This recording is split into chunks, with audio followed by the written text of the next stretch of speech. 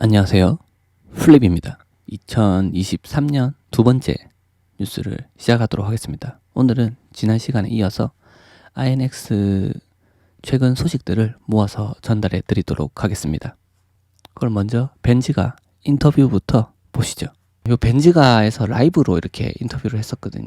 어떤 내용이 있었냐? 제가 사실 트위터에 정리를 다 했어요. 해가지고 요거를 보이시는 텔레그램 방에 제가 올려놨었거든요. 요걸 읽어보셔도 되고 내용을 좀 찾아서 보셔도 될 것 같고요. 짧게 읽어드리면 호스트가 뭐라 했냐면 증권의 토큰하고 차이점이 뭐냐? 제로섬 게임이다. 요 분이 COO고요. COO고 부회장급 정도 된다고 생각하시면 돼요. 실무진이고요. INX는 뭐 CFI하고 DeFi가 적용된 완벽한 예다. CFI는 모든 고객이 KYC, AML을 거쳐야 되고 메타마스크 연결을 통해서 고객 주소를 화이트리스팅한다. 그래서 그 화이트리스팅 된 주소들은 누가 누군지 1대1 매칭이 되는 거죠. 그리고 그 개인 지갑 토큰과 지갑 키는 INX 회사가 아니라요. 그 개인이 보관한다. 이 말은 무슨 말이냐? 메타마스크 연결해서 실제로 거래될 때는 고객이 다른 고객하고 다이렉트로 거래를 하게 되는 거고, 실제로 우리가 이제 업비트를 예를 들면 업비트에 돈을 보내잖아요. 그러니까 코인을 보내거나 돈을 보내잖아요. 그래서 그거를 일시적으로 거래소가 가지고 있잖아요. 그 돈을. 근데 그런 경우가 없다는 거죠. 증권 토큰 거래를 할 때는 INX 거래소에서. 그건 내 메타마스크에 있던 게 나가서 거래되고 거기에 대한 수수료만 일부를 챙기는 거죠. 그 회사에서. 굉장히 재밌는 발상이고, 이게 믿을만이 없는 과도기적인 형태가 아닌가라는 생각을 해봅니다. 해킹에 대한 위험이 없다. 증권형 토큰은 어떻게 될 거냐 했는데, BCG가 어디냐? 보스턴 컨설턴팅 그룹이거든요. 엄청나게 큰 기업이고 여기서 2030년까지 16 트릴리언 달러가 될 거다라는 거. INX 그룹은 1차 오퍼링이 가능하다. 세컨더리 마켓은 누구나 이제 투자를 할 수 있는 상태고요. 오퍼링이 된다는 거는 큰 의미죠. 라이센스가 일부 더 필요한 부분이 있습니다. 그럼 어떤 게 상장되는지도 얘기를 해줬고요. 작동이 어떻게 되냐? ICO랑 뭐가 다르냐? 그 증권법에 따라서 된 거다. 이게 게리 겐슬러가 이런 발언을 한 적이 있거든요. 암호화폐하고 증권형 토큰이 항상 나란히 똑같은 데서 똑같은 위치에서 거래가 되게 할 거다. 증권이 그만큼 많다는 것도 의미하기도 하고요. 같은 조건이라는 말이 어느 정도 소비자 보호 장치가 다 된 상태, 혹은 신원 확인이 된 상태를 말하는 것 같아요. 어쨌든 그거는 이미 여기서 이제 INX에서 하고 있다는 거. 그리고 아발란체랑 미드업이나 이런 협업을 해가지고 요 아발란체를 지원을 한다. 그 말은 이제 아발란체 프로토콜도 INX에서 사용을 하겠다라는 거고요. 아까 리퀴드는 안 쓰고 있어서 인피니트 플릿 못 올라간다 했죠. 아발란체랑도 협업을 한다. 인출을 차단하지 않는다. 뭐 이거는 거의 저격성 글이죠. 이거는 뭐 바이낸스나 다른 거래소들, FTX나 지금 이미 망해버린 회사들까지 포함해서 저격을 할 만한 그런 내용입니다. 그리고 INX가 갖고 있는 라이센스들이 이렇게 나열되어 있고요. 이거는 조금 쭉 읽어보시기 바랍니다. 뭐 많은 내용이 있는데, 요 INX 플랫폼에 주목해야 될 점, 라이센스가 충분히 갖춰져 있기 때문에 좀 편안함을 느낄 수 있다. 망할 리가 잘 없다. 그리고 자신의 이제 메타마스크를 연결해야 된다. 셀프 커스터디에 대한 강조점이고요. 그거가 이제 플랫폼의 24시간 연중 무휴로 사용할 수 있다. 이거 예를 들어서 가장 강력한 경쟁자로 볼 수 있는 티제로도 그렇게 지금 안 하고 있죠. 이때까지 못 했었죠. 그리고 뭐 일반 주식은 크립토로 바로 살 수 없지만 INX는 크립토로 증권의 토큰을 바로 살 수 있다. 크립토를 보내면은 그걸로 또 팔아서 달러로 해가지고 달러로 다시 투자를 한다. 뭐 이런 식이 아주 빠르고 간편하게 가능합니다. 발행인들을 위해서 엔드-투-엔드 서비스도 제공하고 있고, SEC 등록하기까지 없고, 또 그런 게 기간이 3에서 12개월 정도 소요된다. 뭐 그런 것 등등이 있고요. 자세한 얘기는 스레드를 제가 남겨놨으니까 19일자 올린 내용을 한번 읽어보시기 바랍니다. 그리고 이제 아발란체 블록체인 플랫폼을 출시했고요. 요 인프라를 확장한다라는 뉴스가 떴고, 여기에 내용이 뭐가 있었냐면, 요거는 제가 또 트윗을 할 거거든요. AMA를 했었어요. 트위터에서. 그 내용에 대해서는 제가 트윗을 할 건데, 그 내용이 뭐가 있었냐면 한번 읽어드리겠습니다. 그 아발란체에 있는 그 보드 디렉터가 한 분이 오셔서 같이 얘기가 됐는데, 시티그룹 출신이고요. 퍼블릭하고 프라이빗 기업들 모두 INX 상장을 하려고 좀 줄 서 있는 상태다라고 얘기를 했고요. CBDC 분야를 진출하고 있다는 걸 되게 강조를 했습니다. 그리고 그러기 위해서 협력하고 있는 회사가 씩파다. 요거는 제가 바로 뒤에 다시 말씀을 드릴 거고요. 한 8달 전에 아더사이드라는 그 유가랩스에서 나온 NFT 있잖아요. 그때 가스비가 저도 그때 한번 봤는데 미쳤었죠. 그때 가스비가 한 400만 원에서 700만 원까지 800만 원까지도 올라갔던 것 같아요. 피크를 찍었을 때 아마 더 올라갔을 거고요. 그런 것 때문에 문제가 있다 생각을 해서 아발란체 블록체인도 생각을 하기 시작했다고 합니다. 이 아발란체에 관련된 분하고 한 5, 6개월 정도 얘기를 했다고 하고 시장 규모가 뭐 16트릴리언 달러가 될 거다. 그리고 레리 핑크가 했던 얘기도 언급을 했습니다. 그러다 이 아발란체에 있는 분이 기관 파트너 사례나 어플 사용에 대해서 되게 보수적인 입장을 취하는 게 좀 재밌어 보인다 얘기를 하면서 그 크립토 쪽에서 진행하는 거랑 속도가 되게 달랐다 그런 얘기를 했거든요. 더글라스 버드윅이 INX가 아발란체하고 같이 일하고 뭐 기관들하고 얘기하고 무엇을 할 수 있는지 더 의논을 하고 있는 상태고 아발란체가 되게 좋고 강하다라고 생각을 하는 것 같아요. 모건 이분이 기관과 대화를 많이 하기 때문에 INX에 그런 기관들도 많이 데려올 걸로 기대를 한다 그런 얘기를 했고요. 아발란체 증권형 토큰 발행에 적합한 이유에 대해서 물어봤어요. 그러니까 이제 아발란체에서 뭐라 했냐면 일단 아발란체는 합의 메커니즘을 이용한다라는 거랑 플랫폼과 모든 서브넷에서 실행이 된다라는 거. 그리고 이게 속도가 이렇게 매우 이제 상승을 시킬 수 있기 때문에 네트워크가 매우 성능이 좋고 빠르다.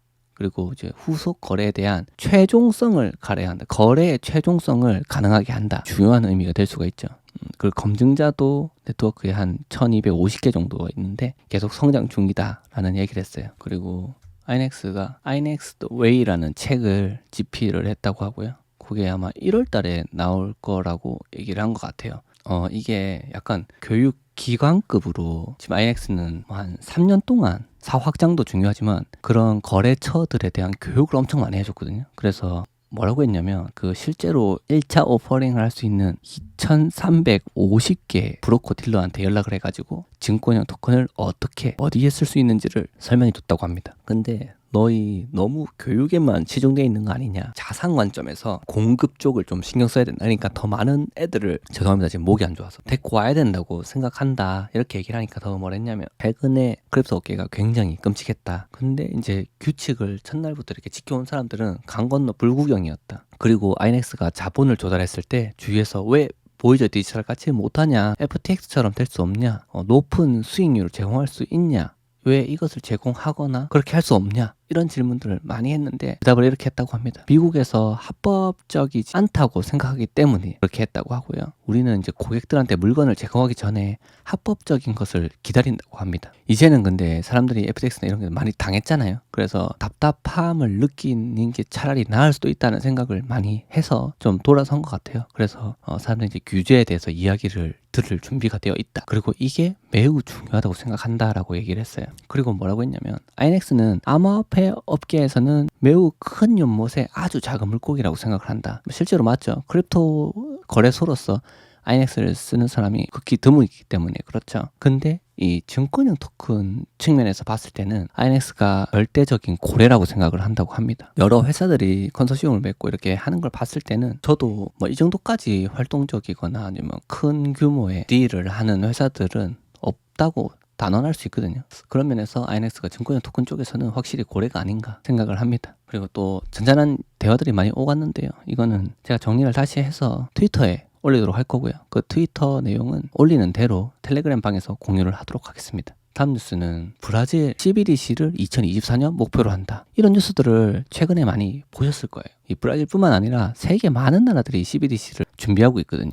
뉴스를 한번 보시죠. 연합뉴스에서 나온 건데 CBDC 개발 경쟁에 나서고 있다. 전 세계 절반 이상의 국가가 개발 착수 혹은 계획안을 작성했다. 81개국 중에서 미국과 영국을 포함한 52개국이 연구 단계, 그리고 한국 등, 이제 한국은 모의 실험까지 들어간 거고, 중국 등 3개국은 시범 운영 중에 아마 인도랑 이렇게 들어갈 거예요. 엄청나게 많은 나라들, 그리고 지금 이거를 한다고 하는 나라들은 대부분 선진국이거든요. 아닌 나라들이 기술력이 없어서 혹은 돈이 없어서 진행을 할 수가 없을 거예요. 근데 빵구 좀 낀다는 나라들은 대부분 CBDC를 채택을 할 거고, 중앙은행 입장에서, 그러니까 각 나라의 중앙은행들이 선두에 서가지고 진행을 하게 될 거다. 이 포인트를 꼭 기억하시기 바라고요. 그 다음 뉴스 보시죠. INX가 스틱파, 요거는 트윗이나 이런 데서 많이 언급을 했었죠. 스틱파하고 역사적인 파트너십을 발표했다. 큰 뉴스라고 생각을 합니다. 왜냐면 아이넥스의 큰 먹거리 중에 한 개라고 생각하거든요. 지난 그 6월 달에 발표했던 내용은 그냥 MOU 정도였어요. MOU는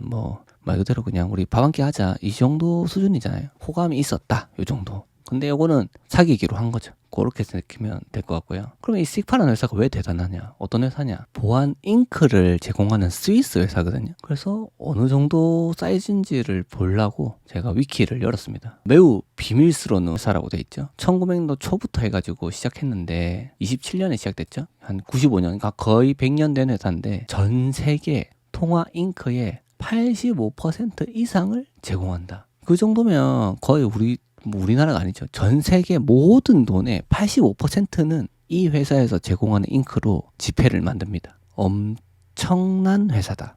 일단 미국 달러 씩파가 만들고요. 그 다음에 유로도 씩파가 만들고요. 당연히 원화도 씩파가 할 겁니다. 워낙에 좀 비밀스러운 게 많다고 느낄 정도로 공개가 안 된 회사고요. 여러 가지 관행적으로 돈 매겨서 이렇게 하는 게 있었나 봐요. 중앙은행들을 상대하기 때문에 그런 게 있었는데 막 누가 찌르고 신고하고 해도 선고를 받은 적이 없답니다. 그 정도로 파워가 강력하다는 거죠.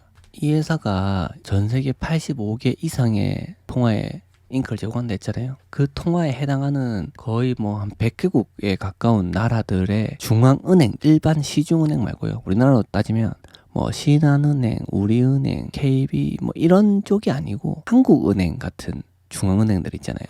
미국은 페드 같은 데죠. 그런 데랑 같이 일을 하는 거예요. 그러니까 그쪽 네트워크가 굉장히 긴밀하고 끈끈하다는 거죠. 지금까지 계속 그렇게 해오고 계속 확장을 하고 있다는 걸 보면. 근데 얘네들이 하는 업무 자체가 이제 잉크를 넘어서서 증권 보안 쪽에 좀 포커싱을 맞추고 있거든요. 아이넥스랑 협력을 한다. 이렇게 대단한 업체가 왜 수많은 업체들 T0, 세큐리타이즈 여러 가지 있잖아요. 혹은 코인베이스 많은데 하필이면 아이넥스랑 손을 잡았냐? 이 부분은 잘 생각을 해봐야 된다. 저는 여기서 생길 수 있는 수수료 수입이 엄청날 수 있다. 그렇게 생각을 합니다. 그래서 이 뉴스가 아주 큰 뉴스가 될 것 같고요. 왜? 거의 대부분의 나라들이 CBDC를 관심 갖고 있고 시작을 하고 있기 때문에 이 뉴스가 요 두 회사가 만들 수 있는 그 파급력이 얼마나 클 수 있을지는 짐작도 못 하겠습니다. 개인적으로 생각했을 때는. 그래서 이게 좀 잘 됐으면 좋겠다. 그래서 이 씩파가 좀 많이 뚫어졌으면 좋겠다. 세계 중앙 정부들. 그 부분을 설명을 드리고 오늘 뉴스를 마치도록 하고요. 올해 큰 기대를 하자면 아이넥스 쪽에서는 원래 3.5 빌리언 정도의 오퍼링을 준비 중이라고 했는데 사실 증권 쪽이나 이게 그 미국 금리에 따라서 엄청나게 주저할 수밖에 없잖아요. 투자자들이 안 오니까 오퍼링을 좀 천천히 하고 싶을 거 아닙니까, 회사들이. 그래서 크게 기대는 안 합니다. 23년까지 어려울 수 있다 생각을 하는데 이런 쪽은 또 얘기가 다르거든요. CBDC나 이런 쪽에는. 이런 쪽에 사업 활로를 뚫어놨다는 거는 굉장히 크고 그 중에 씩파랑 손 잡았다는 거는 아주 고무적이다. 그래서 23년도에는 이제 CBDC 이게 당장에 해가지고 어떻게 큰 뭐가 생길 거라고 생각은 하지 않습니다. 하지만 굉장히 큰 수입원이 될 수 있다. 굉장히 기대가 된다. 그렇게 두 가지를 말씀드릴 수 있을 것 같고요. 새해 첫날 이렇게 만들어 본 영상이 찍다 보니까 지금 첫날이 지나버렸네요. 유익하고 여러 가지 투자 기회들을 보실 수 있는 뉴스들을 많이 가져올 수 있도록 하겠습니다. 국내 뉴스는 당연히 좀 피부에 와닿으니까 잘 보실 건데 해외 뉴스는 대충 보실 수도 있거든요. 근데 제가 꼭 아이넥스만 많이 얘기한다고 생각하실 수 있지만 그만큼 중요하다고 생각되는 부분을 설명을 드리는 거고요. 다른 그런 투자 기회나 혹은 좋거나 나쁜 뉴스들이 나왔을 때 가감없이 설명을 또 드릴 수 있도록 하고 올해도 증권형 토큰 전문 유튜버로서 제 맡은 바 힘 닿는 데까지 영상을 만들어서 여러분들의 눈과 귀를 좀 확장시켜 드릴 수 있도록 노력하도록 하겠습니다. 새해 복 많이 받으시고요. 지금까지 늦은 시간 시청해주신 모든 분들 감사드립니다. 플립이었습니다.